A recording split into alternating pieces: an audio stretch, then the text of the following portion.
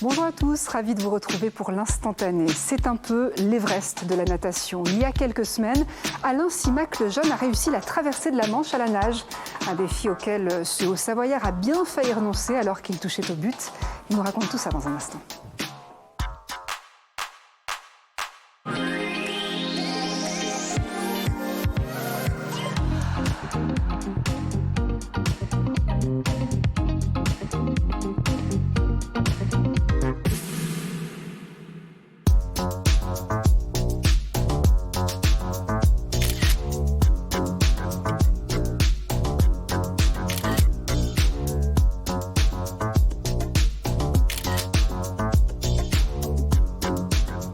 Bonjour Alain, asseyez-vous. 39 ans, passionné de nage en eau libre, il y a quelques jours, vous avez réalisé l'un de vos plus vieux rêves, traverser la Manche à la nage. C'était quand précisément ? Alors j'avais un créneau entre le 13 et le 19 septembre et je suis parti le 16 septembre, jeudi 16 septembre. Vous êtes parti de Douvres ? Je suis parti entre Douvres et Folkestone sur une plage qui s'appelle Samphire-Haut et je suis parti à 5h30 du matin. C'était un vieux rêve, hein, on l'a dit. Depuis quand vous prépariez ça ? Ça fait 4 ans que j'essaye de faire cette traversée, annulée à plusieurs reprises pour des raisons soit financières, soit médicales avec le Covid, etc.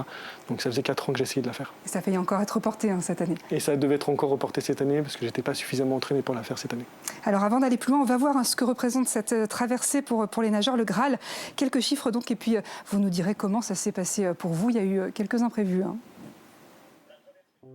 La traversée de Douvres à Calais, 34 km de nage. Mais le parcours peut parfois devenir plus long en raison des courants et marées. Pour se lancer, pas le choix. Il faut passer par l'une des 3 associations habilitées. Ce sont elles qui, chaque matin, affrètent des bateaux du mois de juin au mois de septembre. Parmi les aspirants, une sélection est aussi opérée. Pour traverser en solitaire, il faut réussir une nage qualificative d'au moins 6 heures dans une eau à 16 degrés. 2 heures pour traverser en relais. Le grand jour, aucun contact physique n'est autorisé avec le bateau et son équipage. Le record masculin de 6h55 est détenu depuis 2012 par un Australien, Trent Grimsey. Chez les femmes, il revient à une Tchèque, Iveta Lavakova. Elle a mis 7h25 pour relier l'Angleterre à la France. C'était en 2006. Alors vous avez mis combien de temps, vous Alain, pour accomplir cette traversée ? Alors moi j'ai nagé pendant 15 heures et 11 minutes. Vous vous sentiez bien les premières heures ? Comment ça s'est passé ? Racontez-nous. Quand je suis parti de nuit, il faisait plutôt beau, la mer était calme et lisse. Donc j'ai passé 6 superbes heures. J'ai eu le lever du soleil, rouge sur l'horizon. Donc vraiment 6 heures vraiment magnifiques. Et ensuite, j'ai la houle qui s'est levée, le vent qui s'est levé, les vagues qui ont commencé à se creuser avec une hauteur qui montait jusqu'à presque 1 mètre. Et donc là, j'ai commencé à être ballotté. Et ça a été un petit peu plus difficile derrière. Qu'est-ce qui vient à l'esprit quand on se retrouve dans cette situation-là, en difficulté, en danger Les 6 premières heures, je me voyais déjà à l'arrivée. Quand ça a commencé à se lever, je me suis dit, oulala, ça va être quand même beaucoup plus difficile que ce que je pensais. Et après, j'ai eu des moments où je me suis dit que c'était pas possible d'aller jusqu'au bout, que vraiment c'était trop difficile. Physiologiquement, c'est une sacrée épreuve pour le corps. L'eau est à 16 degrés, plus de 15 heures, vous avez nagé. Comment on gère ça ? Il y a le ravitaillement qui est important, parce que du coup, comme on ne peut pas emmagasiner autant d'énergie, on est obligé de se ravitailler régulièrement, donc le ravitaillement est hyper important. Sans contact. Et sans contact, donc on jette à l'eau quelque chose et éventuellement on le ramène avec une corde, c'est ce que faisait mon équipe sur le bateau, soit on tend avec une perche, mais qui doit être suffisamment souple pour que je ne puisse pas m'appuyer dessus. Parce que moindre contact sur le bateau, la course est terminée. Comment on se conditionne dans la tête pour continuer, pour ne pas lâcher ? Ça dépend des moments. Moi, j'utilise beaucoup de choses différentes selon les moments. Le ravitaillement peut apporter des choses intéressantes. C'est-à-dire qu'à un moment donné, on a un plaisir avec le ravitaillement et on se relance.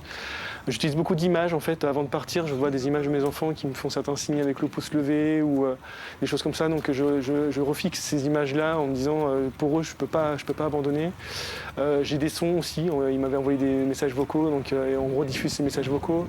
J'ai eu mon équipe qui m'écrivait aussi sur une ardoise les messages qu'ils pouvaient recevoir par téléphone des gens d'extérieur, des amis, de la famille. Et donc de recevoir ces messages-là, ça pulse un petit peu et ça permet de tenir justement quand c'est un peu difficile. Et donc la houle se lève. Vous rencontrez des méduses aussi, c'est ça? Oui, j'ai eu la chance de rencontrer un joli banc de méduses sur 300 ou 400 mètres. J'en ai touché 3, mais j'ai eu de la chance cette fois, j'ai touché que le chapeau à chaque fois, donc je n'ai pas été brûlé. Vous êtes dit quoi quand vous avez touché terre?